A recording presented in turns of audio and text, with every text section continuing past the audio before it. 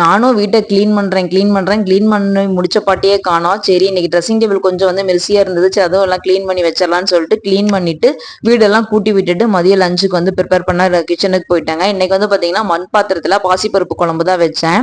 பாசிப்பருப்பு வந்து இது மாதிரி நல்லா வறுத்துட்டு தண்ணியில நல்லா வாஷ் பண்ணிட்டுங்க. தக்காளி, பூண்டு, வெங்காயம் இதெல்லாம் போட்டுட்டு சீரகம், மஞ்சத்தூள், கொஞ்சமா விளக்கெண்ணெய், நம்ம வீட்டில் அரைக்கிற சாம்பார் தூள் ஆட் பண்ணி நல்லா பருப்பு வெந்ததுக்கு அப்புறம் தாளிச்சு கடைஞ்சிட்டோம் அப்படின்னா டேஸ்ட் வந்து நல்லா இருக்கும்.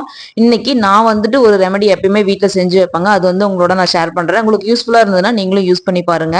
முட்டை ஆம்லெட்டுக்கு பார்த்தீங்கன்னா இது மாதிரி நான் வந்து இன்னைக்கு அந்த இது வந்து பொடி வந்து தீந்துருச்சு. அதனால உங்களோட நான் வந்து ஷேர் பண்றேன். இன்னைக்கு நான் வந்து ப்ரிப்பேர் பண்றத இது மாதிரி முட்டை வந்துட்டு நல்லா சின்ன வெங்காயம் இல்லை பெரிய வெங்காயம் நமக்கு எந்த வெங்காயம் வேணுமோ அது வந்து நல்லா துருவி எடுத்துட்டு அதுல முட்டை வந்து 4-5 உடைச்சிட்டு கொஞ்சமா மஞ்சத்தூள் லைட்டா மட்டும் உப்பு ஆட் பண்ணிக்கணுங்க.